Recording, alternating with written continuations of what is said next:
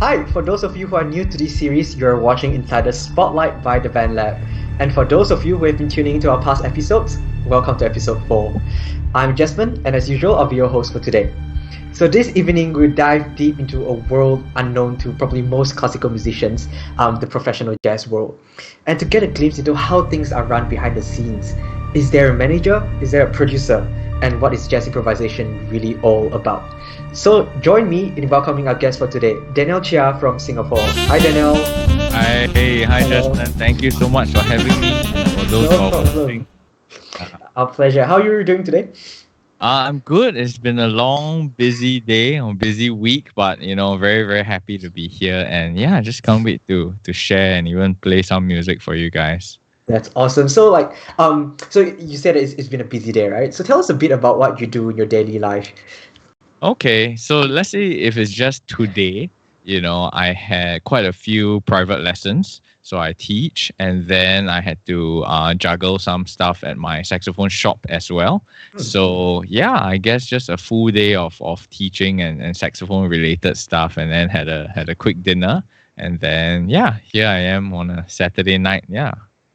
All right, and so you actually started off learning classical playing on the saxophone. At what age about did you start playing the saxophone? I think saxophone I started about 13 years old. Yeah, when I was in Sec 1, and then I was in the school band for 1 year. Yeah. And then what happened from there? So actually piano was my first instrument. So I learned piano since young, probably 5 or 6 years old. I can't remember now. Yeah. So when I was in secondary school, actually I was playing rugby. That was my main sport. And then I was in a school that needed us to have 2 CCAs. So, and one needed to be a uniform group. And band was actually considered a uniform group. So I was like, okay, sure, I'm going to join band. So I did that for 1 year. And I also needed to learn the saxophone as a second instrument because I took the music elective program. So I took music as one of my O-level subjects. So that was a requirement as well. But so I joined for 1 year. I think I picked up more bad habits than anything. Didn't really, just my seniors teaching me. And so it wasn't great. But so there was a policy in my school where if you were in the national team for one of your CCAs, you could just do that CCA and drop the other one. So by the end of Sec 1, we went to take part in a competition representing Singapore. And so they classified that as being in the national team. So I was able to drop band, so it was good, because one CCA is already, tough enough. Yeah. Who would have been a bit crazy. Plus, I was still, I didn't drop saxophone. I still took private lessons together with my piano. So yeah, that was how I started, playing the saxophone. And so from there, I think a lot of people watching currently is probably interested in how you managed to cross over from the classical scene to maybe the pop, the jazz, and the just contemporary, side of jazz playing, saxophone playing. Sorry. Yeah. So I would say, when I played classical, it was mainly to do the ABRSM exams. So I took my grade 8 for both piano and saxophone. So I guess that was my closest, encounter with classical music in that sense. But nowadays, the ABRSM syllabus is not even 100% classical anymore. There's Pink Panther and, other more modern pieces as well. But yeah, so coming from that, I think, once I finished my grade 8, honestly, I didn't really know what to do after that. So I kind of lost interest. I sold my saxophone and yeah, never played. So I finished that probably in secondary school, my grade 8. And then throughout JC, I didn't touch music at all. I just played rugby. No piano, no saxophone. And then I think it was then army also I didn't. So it was at least a 4-5 year break that I didn't touch, any music instrument.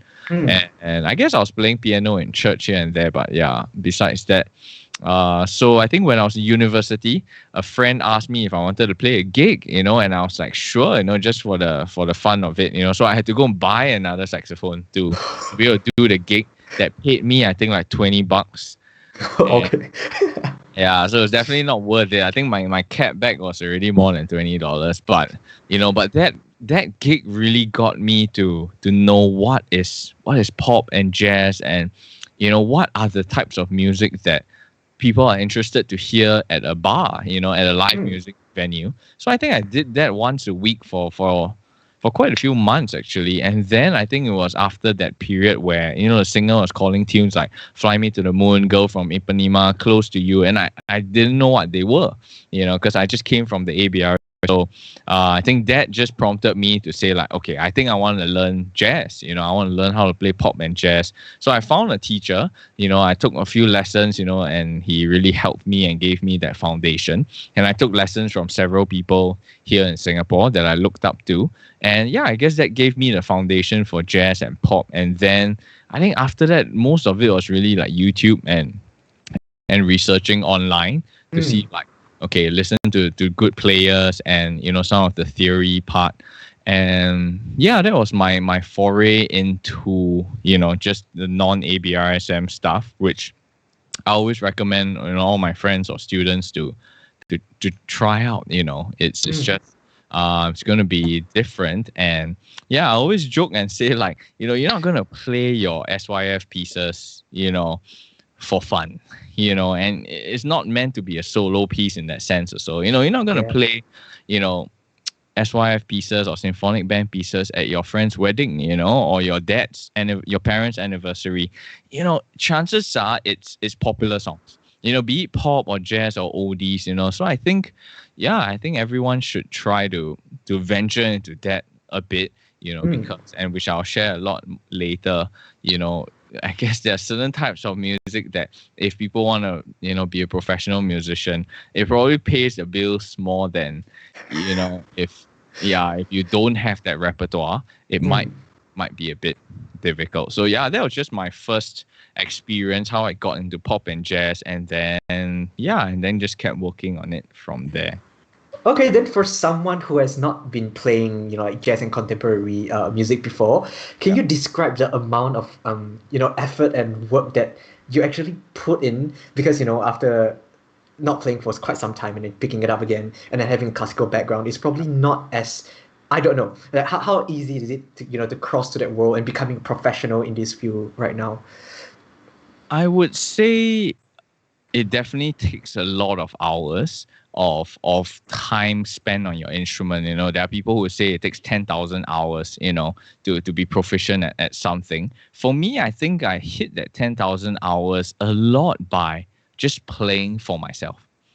I did practice, but I think one thing I did a lot was just play my saxophone, play songs, just have fun with it. And, I think I was never the guy who would say like, I'm going to sit for 1 hour and play long tones, and then the next half an hour is only C major scale 8,000 times. I'm not the type of person. So I would say, I did my fair share of practicing, but probably a small percentage of, let's say, a 2-hour session, maybe I would do my scales and technique and tonguing and stuff for maybe like 15-20 minutes, just a bit, just to warm up. And the rest of the time, I was just trying to learn new songs. Play along to albums, to my favorite songs, learn it, and I transcribe by ear. So I just try to play along and figure out, okay, how did they play? How did they tongue? What type of vibrato, what type of embellishments they used. And even on piano, I grew up when I remember just being at home on the piano and just playing and playing and playing. Of course I did my grade 8 ABRSM and stuff like that, which I didn't absolutely love, and I think I found things that I enjoyed playing. So be it like Jay Chou songs, that was like my first, venture into pop on piano. Jay Chou songs, pop songs that I grew up. And now the funny thing is I still remember a lot of it. Because I just kept repeating and playing it many times, sometimes without the score, just figuring it out. So saxophone, I just spent tons of time playing when I started out. So, I don't think it's difficult. I think it's something that you can't force also. So, like, it just happened that I just like to play, songs, my favorite songs on the saxophone anyway already. So even if I wasn't a full-time musician, which I wasn't my whole life, I this is probably only my 4th or 5th year as a professional musician. I had a day job before this. So, for me, it's always like, I'm going to be playing these songs, my favorite songs, anyway, on my own free time. So now that someone wants to pay me to do it, it's even better. Or if you want to pay me to learn how to do it, then sure, because, I wasn't forcing myself. It's not like I'm trying to train to be a marathon runner. And then like, even though I hate it, I keep pushing hard, so I think there's that balance there, like there are some things that of course it's not the most fun that I needed to practice and repeat many times. But I would say most of just every time I touch my instrument, I enjoy playing it, even if it's like just playing nonsense and trying different things. But I think all those hours added up because I had fun. So I didn't really think so much. I probably, definitely hit more than 10,000 easily. Yeah, just over the years lah. So in terms of number of years, how long did you sort of like try to, discover the sound, and then you feel like, I found the sound that I want, from the moment that you started playing in the bar, like the gig. Wow. How many years after that? I think like, let's say this is my 4th, this is probably my 10th year of playing like paid shows, like, getting paid to play gigs. And I would say probably like maybe only in the past year or two, like I really find that like I know what I want to do. Because growing up, like when you learn jazz, people will say like, oh, you need to listen to so and so, like this is, if you play jazz on tenor sax, this is the guy you must listen to. And I guess I did follow those things, like, okay, you have to listen to Coltrane, you have to listen to Sonny Rollins and stuff like that. But not every single song or work of theirs I thoroughly enjoyed. So I think I went many years of doing things that people said I had to do as a saxophonist. And I think only in the past few years I started realizing that I'm not going to please everyone. Yeah. And I'm very honest with my students as well. It's like, this is my personal opinion. Like I like some things of John Coltrane, some works of his, and I like bits and pieces from different people. But there are probably other musicians that I could, put on all day and not get tired listening to. And they may not be like the most usual choices in that sense. Like I love just ballads and just beautiful playing. I don't like playing that is, just 10,000 beat, notes per minute. And, I think there's a time and place for that. But, so I learned how to, just know for myself what I really like. And even as a performer, like what my strengths are. Last time when I first started, I guess, of course, I wanted to learn all the complicated scales and apply them and try to sound like hip. But now, I've come to the point where I'm like, if I like to play Callum Scott, if I like to play Ed Sheeran and do it well, like that's me. I'm someone who I feel can play a wide range of genres. But if you ask me like what gives me as well as my audiences the most joy, it's probably English and Chinese pop, and smooth jazz, because like I love playing, jazz, old school jazz, straight ahead jazz, but I don't think I could do that like my whole life. And we know that some people just don't appreciate jazz or have no idea what, sometimes I watch people playing jazz and I have no idea what they're doing also. It doesn't touch me emotionally. I wouldn't pay money to watch that, but there are some, jazz musicians that I absolutely adore. So I think, I can't remember what was your question. Also, but I think it definitely takes time to develop. Or I think your question was how long does it take to figure this out? And I guess I'll be constantly figuring out. I think I'm closer. I'm in a happier spot by just knowing what my strengths are and not trying to be someone else's. Just not trying to follow the expectations of like, okay, a tenor sax, a saxophone should sound like this, or as a professional, I have to play certain types of music. Like if I want to play a Kenny G song, I'll play a Kenny G song. Like not caring about what people think. For sure. But then, okay, so for like I think okay for classical musicians, right? We learn the 12 major scales, chromatic Yeah. scales, minor scales, and Yeah. stuff. There's way more like Mm. different scales in jazz, and so how important are those in terms of application in pieces? I Mm, think this is also something that yeah, like I feel like a lot of people think that these scales are only used in jazz, but to me I see it as it's just music theory. okay. It's just general music theory. Like a lot of these chords that are used in jazz, there are people who already used it in classical music. I mean, classical spans a wide range as well, from baroque to 20th century Mm, romantic stuff. So a lot of these chords actually can be found then already. Just that I think you're right. Like jazz pieces, mm, require more of these chords. You see it more often. Yeah, but I always see it as, it's not just used for jazz, so I can learn this theory, these chords, and I just see them as colors. So you take these colors, and actually once you know this theory, you can mm, apply them not just to jazz but into your pop songs when you need. And I always tell my students it's like just learning and having more ingredients in your pantry so that I can mm, pick out and apply. So there are times where I'm playing with a DJ, and it's like EDM stuff. And if I feel like the music inspires me to go a certain way, I can throw in some of these fancy chords as well. Or sure. even over a Maroon 5 tune, if I feel like, improvising a bit more, then I'm Mm, just adding more colors. But yeah, I guess there is a lot of there's so much theory that we can learn, but theory sometimes for musicians becomes a very bad word, right? Practice your scales and theory is like, but I really try to change my mindset to say like, okay, I want to learn. It's like almost learning a new language. for I sure. want to have that language, that color to throw out whenever it's needed.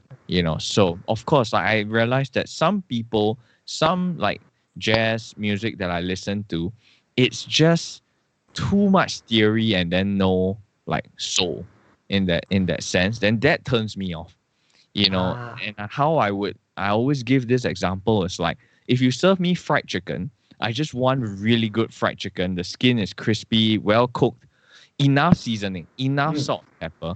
But the one thing I don't like is like, I personally don't really love, those Korean fried chicken where it's drenched with like tons of sauce, hot and spicy barbecue or whatever. So I see music as like, we need to do the right thing at the right time. So sometimes just fried chicken, well seasoned, is great. Like if you dump in, tons of chili, tons of ketchup, just too much. So if I bombard you with all these musical theory or these scales mm, and use at the wrong time, it's yeah, it turns people away for in that sure. sense. So for me, I've just always asked myself like, okay, what do I like to listen to? If I'm paying $100 to come and watch a show, do I want to be bombarded like, the whole time with like 1,000 notes and, no idea what tonality and stuff like that? I think the best players that I look up to, they have all this knowledge, And they know but when to apply them, right? yeah, when to apply, and they don't throw it out all the time. you know um that's something that I really try to do for myself or so. So yes, of course, the goal is to always know more. I want Mm, to know, I want to figure things out at my own pace, but then I'm very careful, what application, like if I'm playing for someone's 80th birthday party, and you can do like, you can play like John Coltrane or whatever, it it probably will get you fired, yeah, yeah. ironically. And then also you can't play like, like a Kenny G tune when you're like in Blue Note, New York, when they expect like, let's say bebop, like Mm, it's just right thing at the right time. And then, yeah, I just never try to say that something is good or bad. I just say it's not my thing. There's nothing wrong with that guy who is mm, playing the music that is not pleasing to me. It's like same like a food, right? Like you don't like the guy's food, don't eat.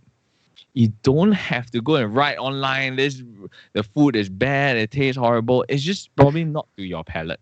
you For know. sure. So I think over the years I just learned that, okay, even within the realm of jazz, what do I like? What type of player do I want to be? You know, for me, it's like I want to play Girl from Ipanema beautifully. And when I improvise, I want it melodically. And, you know, just a sudden thought came to my mind. It's very ironic. There's this thing like in the jazz world, like, I don't know whether you've seen, like, let's say Instagram videos, and this person is like shedding and playing like really interesting lines. And then they're always like, oh, can you guys guess the tune? Can you guys guess the tune? And I'm like, actually, when I step back to think about it, right? Why are we doing that? Why are you playing something? It's like saying like you just blah, blah, blah, blah, blah, blah. What did I say? Fair point, yeah. It's very ironic, you know, if I can't figure out what song you're playing based on your improvisation, it's like, what are we trying to say? Yeah. You know, so that's something that I've been thinking a few days ago. I think someone posted on this like Facebook group, and I think the guy said like, am I the only one who is like feeling like players nowadays are just not playing the melodies, you know, and just focusing on just trying to play like, you know, a lot of notes and very complicated scales, you know. So it's something that I will keep thinking and maybe write something about, you know, because I think it's quite absurd that, you know, we are posting videos and asking people, can they name the tune? If they can't, it's already a problem, and they know it, right? So they already have the assumption that people can't tell what they're playing. Yeah. It's like, I serve you the meat, and it's like, can you guess what you're eating? I will. You already know. I will return it. It's like, I don't want to taste like mystery meat, you know. So Exactly. yeah, sorry for my rant. It's just something I'm thinking about lately. Yeah, but that's my idea about jazz and stuff. Yeah. I mean, to each their own, really, in terms of, you know, musicality. It's an art anyway. Sure. Yeah. So I mean, we've got let's see. We've got some requests coming in. Okay. So let's maybe take a break. So Dana's gonna perform for us a song of his own. It's called Grace, and he has actually produced he has an album of his own. We just insert the link down below. It's called In the Moment. So Dana will be performing the song Grace, right? Yes. Yeah. All right. So let's hear it from him. Okay. Let me.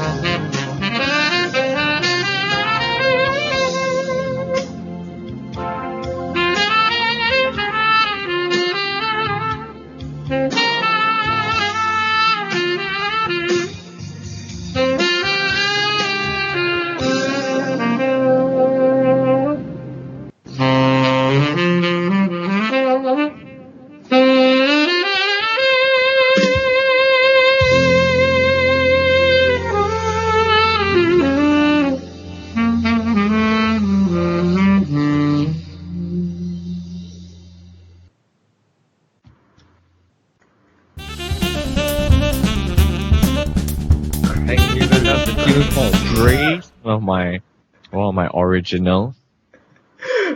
I mean, the moment you start playing, it's like, wow, that sound. It's crazy. All right. We've got a few song requests coming in from the audience. Sure. I'm just going to randomly pick one. Do you know Forever in Love? Yeah. Yeah. Do you have the backing for that one? Or is it just I do actually, and perfect? that's my soprano. Actually, I think it would be best if I played on soprano. Yeah. But it's outside, so I need like 10 seconds to get it. Is that okay? Yeah, sure. Okay. Yeah. Okay.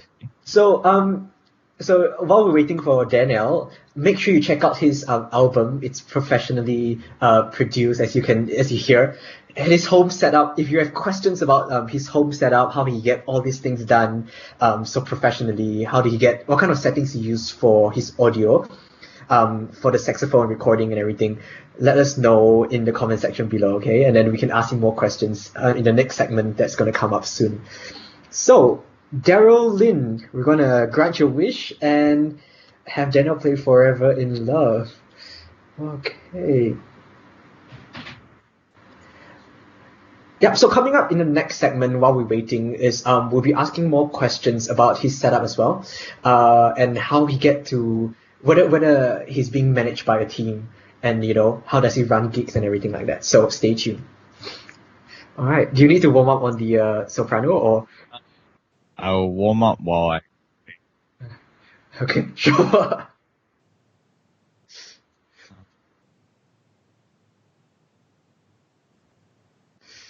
All right. I'll just probably do like one verse, one chorus. Yeah, I just got this soprano like 2 days ago, so. I hope it's in tune, but. Yeah, let's try this. Forever in Love. Here we go.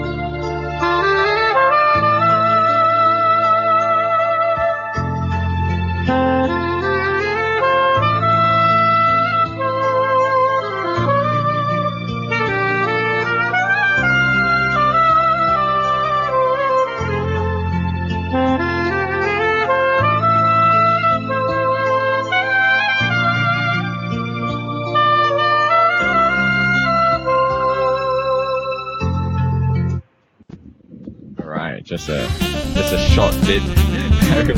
Whoa. That's crazy. Give me 1 minute. Give me 10 seconds.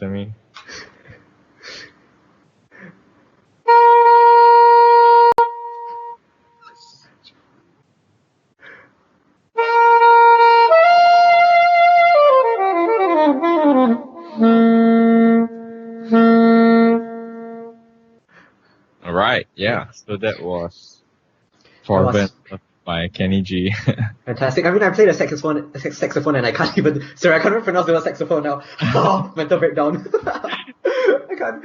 Yeah, wow. I mean, if I can play like that one day, insane. I'm sure. I mean, if you guys are interested in taking lessons from Daniel, you do offer online lessons as well, right? Yes. Yeah. So the link, his social media links, is just down in the comment section below. So hit him up if you guys are interested. All right. Thank you so much for that, Daniel. No problem. We've got more questions coming. Sure. So I think one of the things that we ask, most of our guests from Yep. previous episodes is that since the hit of COVID-19, like a lot of performances and gigs have come to a just temporary stop, right? So how have you been coping and what have you been up to? I think once we knew it was going to happen, actually, if I backtrack a bit, my wife is a vocalist as well. So, we have been thinking about, what we were going to do for quite a while already, probably, a year or two.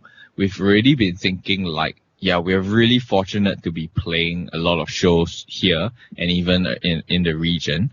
But, we just felt like there was not much room to grow, in terms of our branding and in terms of, what fee we could command in that sense if we just kept doing the same old things.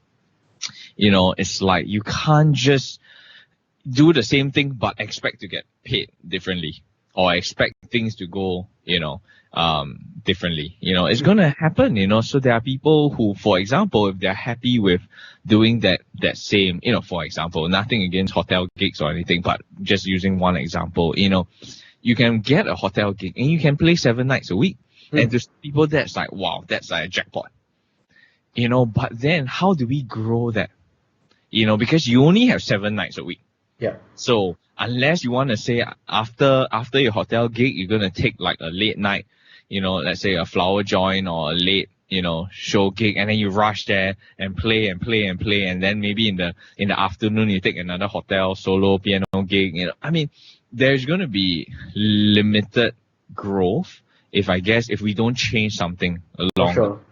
So I think, I've just gone crazy, when I first started, just saying yes to everything, so just take every gig that comes to the point where I'm gigging like, I think the most I ever did was like 10 gigs in 1 week, so, but then like, physically, how many places can I be in at once? Sure. So I think for a while already, we've already been thinking, okay, this is not the way to go. Like how can we brand ourselves better, level up, and then so that if let's say we were to double our fee, that it makes sense. So that people are like, okay, this guy, I want him for him, and for sure the number of gigs we will do will be less. Yeah. But then every time we go out, we could do more with that. So we were already thinking about that. And I think when COVID hit, it was actually, of course there was panic, we're like, okay, now it's like an abrupt end to every source of income in terms of live performance. And then of course we had to settle a lot of issues with deposits and postponing of let's say wedding gigs, corporate functions. Some people were a bit more nasty, they want their deposit back. So we were handling, of course, that aftermath, as with a lot of people who had shows booked. But, I think it really allowed us to sit down and say like, okay, we've talked about wanting to slow down the gigs. Now, here's total slowdown for you. Yeah, exactly. So of course, there's always a silver lining. I know, I always, I think people are suffering and have suffered a lot because of this. But, I've been blessed on that end that, we didn't have any family members who got, COVID or anything. So I don't want to take this lightly as well. We were very blessed that, health-wise, family-wise, we were not affected. And, it was just the money part that was affected. But, we took it as, we were fortunate and we were blessed with a lot of gigs. And even in January and Feb, it was actually like our craziest months in many years. Like just ridiculous. Like, I think we had ones where just before COVID really hit, we had a bank who say like they wanted to cancel. They canceled on us, and didn't want to pay. It was like a few days notice only, and they didn't want to pay the remaining 50%. So we were like, okay, it's not really cool, because, it's stated in the contract and stuff like that. So I just said, okay, fine. At least now it shows us what type of people you are. When things, bad things happen, it really shows about someone's integrity. Yeah. So the events company was like, I'm sorry, I'm just not going to give you our other 50%. So, and this was like on a Monday, and the show was like Wednesday, and then I think it was like, so we realized that, and then in the end, we got another gig last minute on that Wednesday as well. Wow. Okay. And so, essentially, instead of just earning 100% of the fee, we kept the 50% deposit from the first show, right? And then we got another gig. So in the end, instead of getting paid 100%, we were getting paid 150% now. Because we had a gig to replace. The gig was cancelled on us, but we kept the 50%. So in the end, the way things turned out, because they cancelled on us, we could take this other gig. Yeah. In the end, now we're earning 150%, doing the same thing. So I think Jan and Feb was an amazing month. We had really, really good gigs, So I think that almost like prepared us for when things really hit in March. And yeah, so immediately we, because we were already thinking about things like this, so we're like, okay, now it's all been taken away from us. What are we going to do? And I think first thing we thought of was live streaming, because this is what we do. Like I said to you earlier, I would be playing my saxophone for fun or going on the keyboards and just playing for myself already. So I'm like, just thinking it would be a bit funny if just because someone is not paying me, suddenly I don't do that thing anymore. Well, yeah. So we really still wanted to reach out and share our music, with people. And the crazy thing with live streaming is possibly to an even bigger audience. Because, like at one given venue, half the people there were not even there for the music. It just happened that you were playing there. Let's say it's a regular restaurant gig or hotel gig, the venue hires you, not the people there. So they're just going to eat. And some of them are really appreciative. We've met really good, we call them even friends now, from these gigs. But yeah, so, we started live streaming and we realized that, hey, that we are onto something here because I can call the shots, because let's say you play at a gig, the agent or the venue owner will say, okay, I want top 40s. Or today this is a jazz gig. This is like Shanghai jazz. You have themes, but now it's almost like we are curating our own, TV show. Yeah. Like today I want to do all Chinese pop. I mean, there's almost no venue that will say like, I want instrumental saxophone Chinese pop. But I get to create it, and the funny thing is we thought that by doing certain themes, maybe less people, like, my wife and I, we did a gospel night, and we thought, okay, because, Christian music might be a smaller subset of people who listen to, English and Chinese pop. And now, I think we had like 400 plus people watching live, and it was just ridiculous, because on a normal night, I think she was getting like probably 80, 100 people. So we thought, okay, this is probably going to be like 30, 40 people type of night. Yeah. It tripled and quadrupled, because somehow maybe it struck a nerve with people.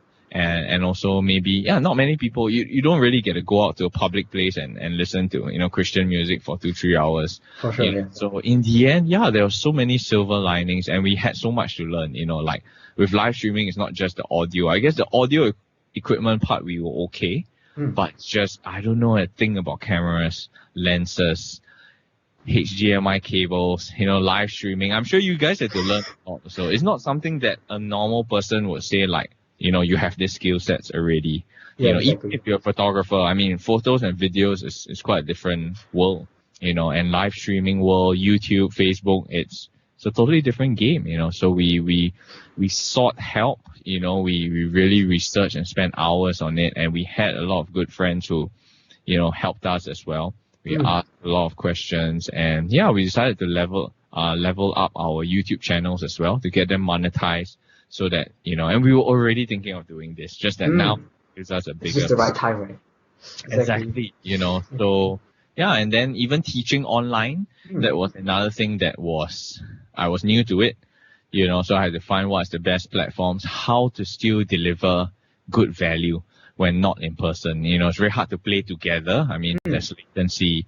So what can I do? So I guess I had to level up on that part, which serves me well, because, my wife and I were thinking, if, maybe after this whole period, we might travel more and even maybe, travel and work remotely, like not be based here. And so all these skills that we have learned this period will definitely be so useful for us, sure. down the road. Let's say if I just want to move to Australia for 6 months, but a lot of my work can be done there. I don't have an office space in that sense, as long as I have my laptop, my instrument, a few other things, Since everything's online now, right? Yeah, everything is online. So I think, COVID has been a great blessing for us in certain sense. And of course, financially we took a hit, but, the doors have opened in ways that I would have never dreamed of. Sure. I think you've seen some of my live streams as well. Yeah. On a normal day, someone like Dave Koz or Eric Marienthal or Michael Lington would say no because they are so busy touring. There's so many things they have to do. But now sometimes they tell me straight out, yeah, I'll do your show because I got nothing else. It's like, so, and I get to build that, and then, man, just so many amazing guests, and, even friendships formed with my heroes, and exactly. If it wasn't for COVID, would I have had that idea? I really don't think so. I mean, for the audience out there who hasn't been to Daniel's Facebook page, make sure you go and check it out, because he has interviewed some of the world's biggest saxophone, players out there. And I was just joking with Daniel that day, maybe Kenny G is down the line for his next guest. You never know. But just to put into perspective as to what Daniel was talking about, we have a short footage from his live chat with Eric Marienthal. So let's watch it, and then we'll talk more about it in a bit.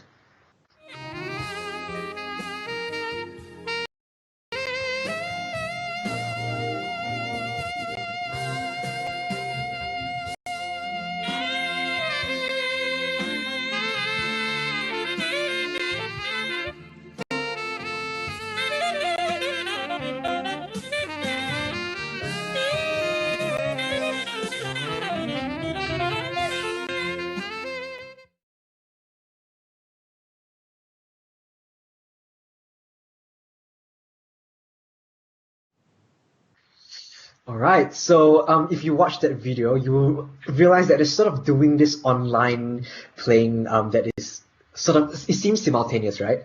And I think that's a lot of thing that a lot of musicians are trying to create, that kind of, being able to play virtually together at the same time.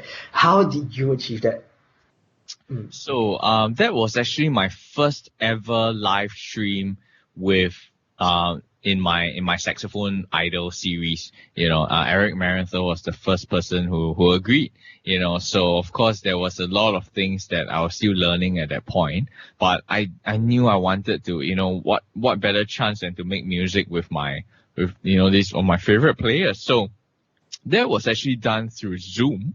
So we used Zoom to get him on the call, and basically you can see I put myself using a video switcher, on the bottom left hand corner, so that you can see me as well. So I'm not sure which song you guys played. We played two songs. One was New York State of Mind, which is a cover but something that he made famous. And then last minute we were just supposed to do that song, And last minute, just on the day of the show, just 15 minutes before, I sprung it on him, and I was like, hey, by the way, I sent you my backing track to Grace, that's the tune I played for you guys just now. And do you mind, we do the song together? He was like, but I've never heard the song. I was like, it's okay, just make up something, on the second verse and chorus. So, I thought that was really cool. So what we did was, to play music on Zoom, you actually have to turn off the audio processing. I think I'm sure there's a lot of information, but if anyone wants, you can contact me on social media. I'm happy to teach you how to do it. So basically, you just don't want Zoom to mess with your audio signal. You want to be able to just play your instrument or your music without them compressing the sound. So you need to turn that feature off. And then no matter what, now everyone is still grappling with latency. So what you guys were hearing it was perfect. It sounds perfect to the audience. Okay. But what was actually happening was the backing track has to start Eric has to play the backing track, not me. Okay. So Eric has to play the backing track for me to play over. And then when he plays on the track, it will all be coming from LA, right? He's based in LA. So he has to play the backing track. So what happens is his audio signal will come to me and then into YouTube or Facebook, right? So that whole chain is seamless. I hear him perfectly. I add on my playing, and then it comes to the audience. It sounds great. The biggest problem with this is my sound is fed back into the computer, into Zoom, and goes back to LA, into Eric's headphones. So that is where the problem comes. So my playing will always sound late to Eric, even though I'm perfectly in time. So this, no one has sorted it out yet, but I know a lot of people are trying, and I'm actually working with a video conferencing platform to work on this actually. So that was one of the exciting things that happened out of COVID. But, you know, so we're trying to solve this. And so Eric told me it wasn't that bad, but it was definitely not perfectly in sync. So if you have good sound system, good computer to process, the latency can be very minimal, but still there. So, and that's just between the two of us. So if you have a band, it's going to get, you know, everyone is going to sound delayed, not in sync. Then it makes the whole concept of live collaboration very, very horrible. But, you know, it works. And actually, I've tweaked this format in a way that, you know, if you've seen the last Dave Koz show, we actually decided to just don't play together, but we can play, you know, like take one sentence each. You know, or I play the verse, he plays the chorus, and vice versa, and have a conversation acoustically, you know, and that works, you know, and actually works better because we are able to converse, you know. So I've just started to do that. So until we get our platform, you know, then I'm working on really ready for public launch. You know, I'll just be using what's available here, you know. So there's Zoom, there's StreamYard, there's of course you know, Skype into OBS. And, you know, on the US side, I think they have Ecamm Live and Wirecast, and some are paid, some are not paid, you know, but yeah, there are limitations now for sure. So I just did the best I could, and then, yeah, it is what it is.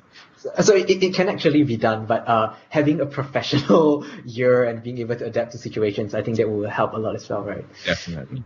Okay, just very quickly, we have time for one last question. So, is there a management team? How do you like find music? How do you secure gigs? You know, and what are the employment prospects of a jazz artist like yourself? But I know you're probably quite successful because you have like gigs every now and then. But generally, what is the scene like?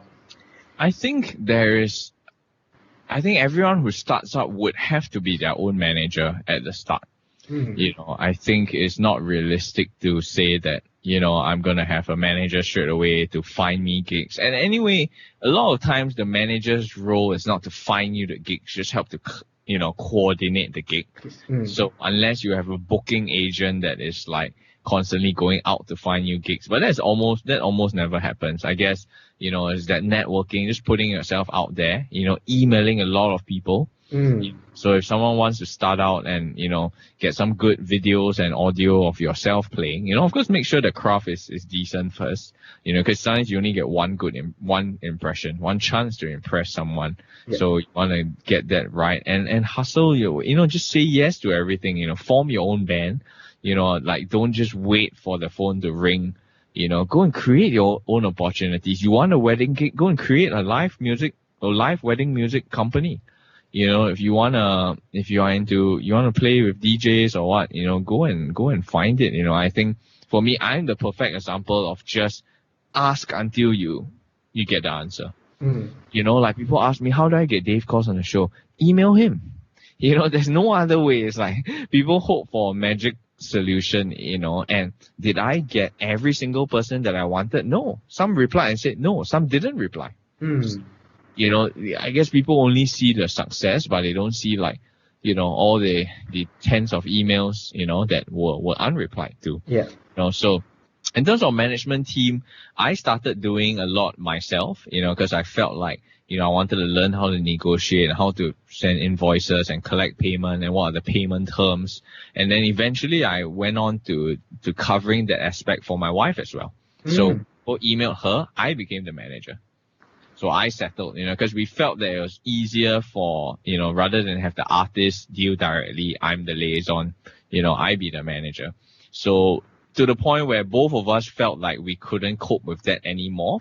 So then we formed a company called Loud and Clear that houses both of us and our businesses in this company. And then we were fortunate enough to find a great match in Shane, who we hired in January this year. So now he takes care a lot of that emails, and helping us, being the extra hand, with his what he's good at, so yeah, I would say we managed to grow to the point where, I guess we could afford to have someone else join the team, but he's not really like out and out manager. I mean, there are managers around, and maybe they might say like, okay, I'll take a 10-20% cut and I'll help to, be your liaison, for all the gigs. And I think at a certain point, at the start, that may not be necessary. You will want to be hands-on, at least at the start, so that your stuff, like every new thing that I do, let's say a new business, I get my hands dirty first. I make sure I know what I'm talking about. So even if I hand off to someone, like I started my own record label, I released the music myself, and I was fortunate enough for my upcoming album, my second album, I sent the demos out, and I got offers from 3 of the biggest smooth jazz labels, based in the US.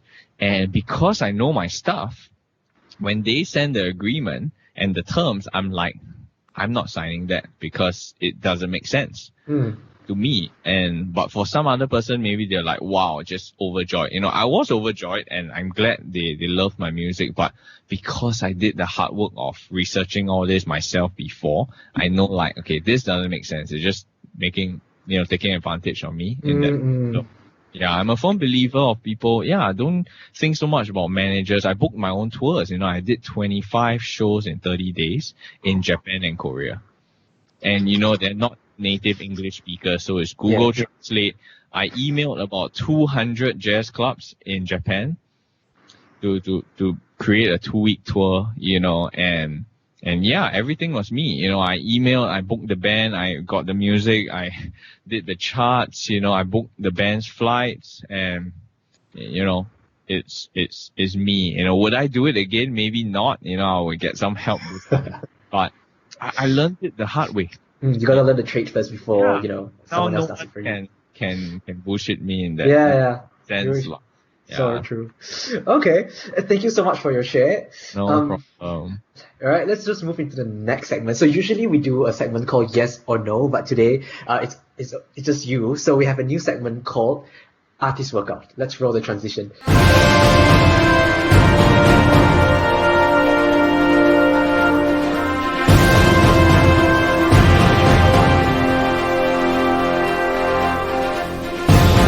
Okay, so this game is actually quite simple. It's actually inspired by Two Set Violin. So they have this link. So we decided, we thought, why not we do the same thing for our artists as well. So we have a set of 5 challenges and a set of 5 songs. So it will be randomly picked. Okay.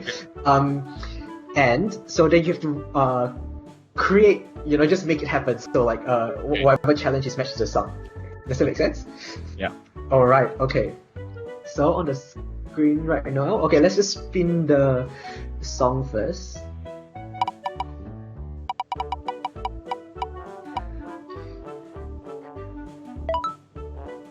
Okay, Giant Steps by John Coltrane. This is a difficult one. Okay, let's look at what the challenge is like.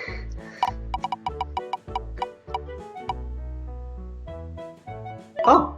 Easy. Okay, improvise. So improvise on Giant Steps. Wow. I haven't played this in like 10 years. Okay, let me unmute and try something.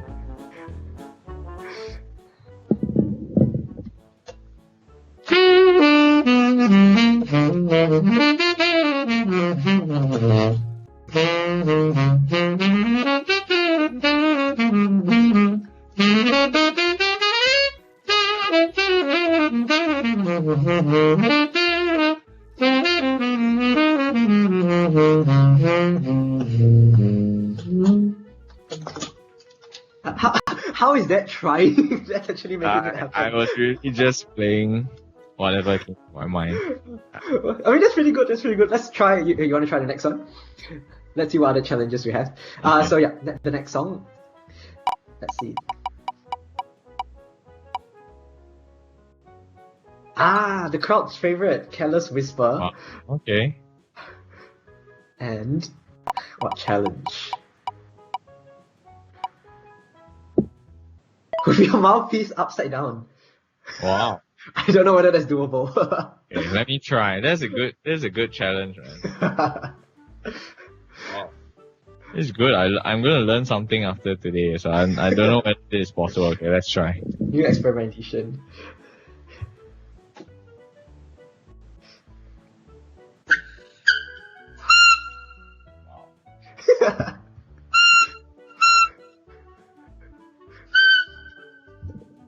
Okay, as you can hear, it's not possible. Not possible. Okay. It just squeaks. So that's a myth we debunked.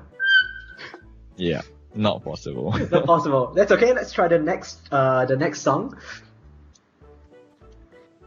Let's see what else we have.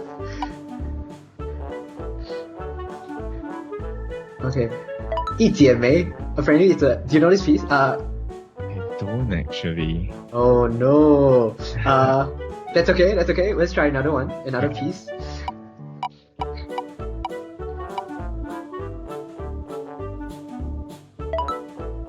Seems like random tune, so just anything.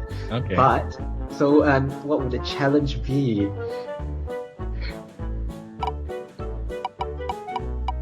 Da, da, da, da, da. Okay, you have to scoop every single note in that tune. So you can play anything that you're familiar with. Wow. You guys are really, I have this thing against, bending and scooping notes. So you guys really got me here. Okay, I'm gonna do Careless Whisper and let's see if I can bend every note. Oh, okay, yeah. That would be interesting.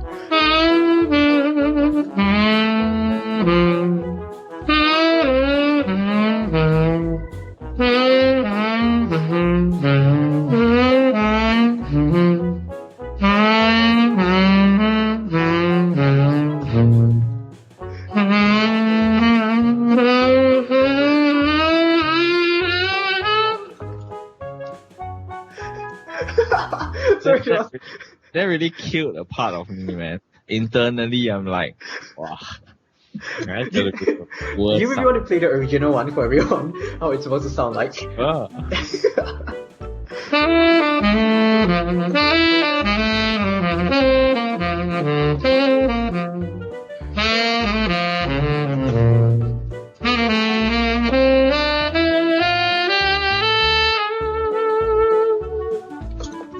Wow.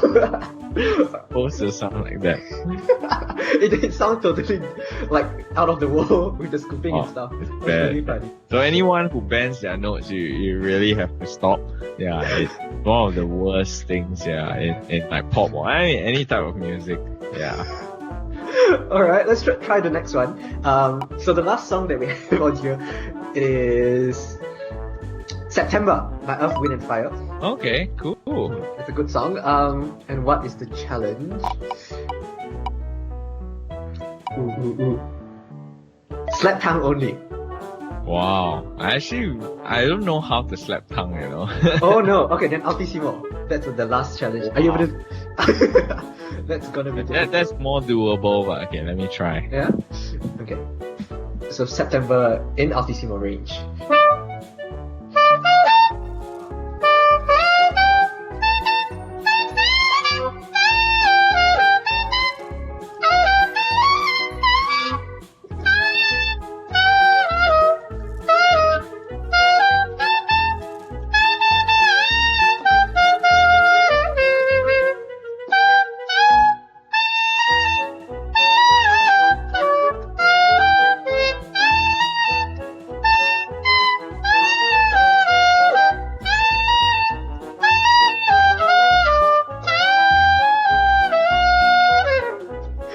That's difficult, right? That's really difficult. But good exercise for me. I think I'm gonna practice that. more. Maybe at the shop, maybe not at home if not my neighbors. But yeah, that was a good workout. Yeah, thanks for giving me the challenge. No problem. Thank you so much for being a spot, because this is the first time that we're putting, our artists to the challenge as well. No problem. Wait, before you put your saxophone down, can you play the original version of the September? Oh, okay. Yeah.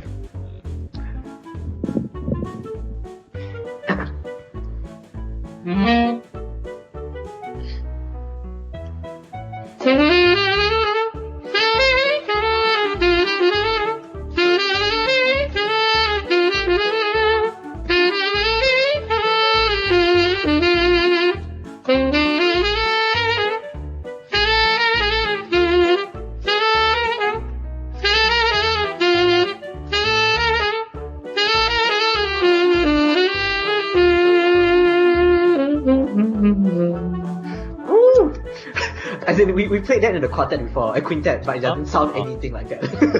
Nice, nice. Oh, if you have the score, you should send me, man. I think that it'd be interesting to hear this in a saxophone quartet. Yeah, but probably, I mean, if you have a group of players who can play like that, it probably sounds way more interesting than the way we played it. Alright, I mean, that was a really good run, right? We had, all these different tricks coming in. Okay, so as we end this session, as usual, we always ask our guests to, if you have any inspirational things that you can tell budding artists out there, and those who are trying to give jazz a chance.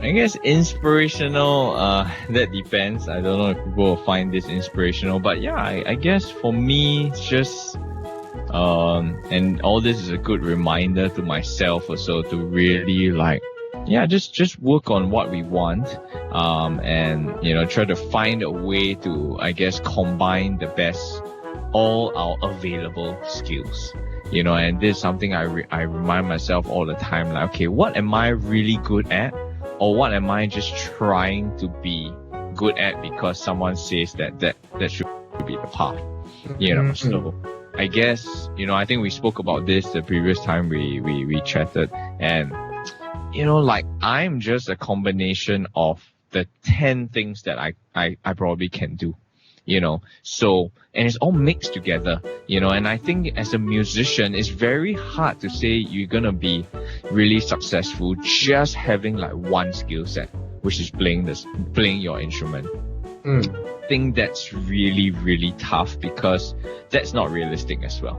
You're gonna need to know a lot, and to be a musician, I guess, in this like 21st century, I mean, just off my head, right, the things that I think that people need to know is, of course, how to play your instrument, and being able to teach, that's going to be a plus point. Being able to, have a basic, audio and video setup to do recordings. And then you probably need to know a bit of mixing, some basic ability. And, when you talk about Photoshop, video editing, social media skills, creating posters, nowadays live streaming is probably going to be a huge part of our everyday world already.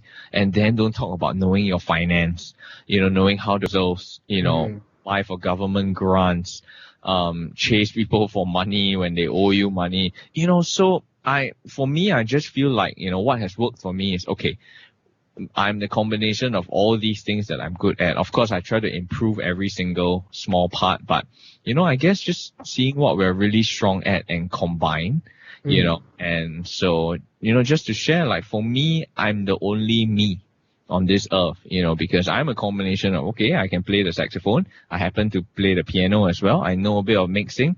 I own a saxophone shop. I have product knowledge in this and that. And once I combine all that, there's no one else who's better at being me. Yeah. So, but if I compare to, okay, just one category, which is playing giant steps like John Coltrane, of course I'm going to feel terribly, but did he own a saxophone shop? Did he, it's just, yeah. So I try to look at things positively. I just try to be the best me, combining all my various skill sets and just owning the things that I know I'm good at and those that I'm not so good at, like, okay, don't get depressed over it, but just try to bump it up a bit. Yeah, so I guess, yeah, that will be, what I share. Just find your path, you know, and be the best at just being you, you know, within that path. Yeah. Yeah, and definitely don't put all your eggs into one basket, but like, you know, diversify and Yeah, you know, we spoke sure. about this. You can practice for 20 hours a day in your room. The only people who would know you sound good is your room, you know, because, you know, if you don't spend a bit of time getting word out, you know, marketing yourself, meeting people, you know, then yeah, you're 100 upon 100 on the playing front. But then all the other categories that you need as a player or musician, you're going to be failing very badly. For sure, yeah. That's not great either. So everyone has to find their path. For sure. Thank you so much again for coming on our show. I mean, whatever you've done, it's amazing. I hope it's inspirational for a lot of our viewers out there, you know, who's trying to get into this profession as well, and hope this really helps them. Make sure that, you know, our audience, live viewers, if you have any questions, you can always leave them in the comment section below, or just, you know, hit Daniel up with his social media links right down below. Okay, so if you like what we have been doing, make sure you check out Daniel's channel as well. And unlike the previous weeks, we won't be announcing our next week's guest today. Alright, so we're just keeping a bit of suspense. It will be released in the days to come by, so make sure you follow us on our social media links right down below as well. Alright, so with that, you have been watching Inside the Spotlight with Daniel Chia. Thank you and have a good night. Bye everyone.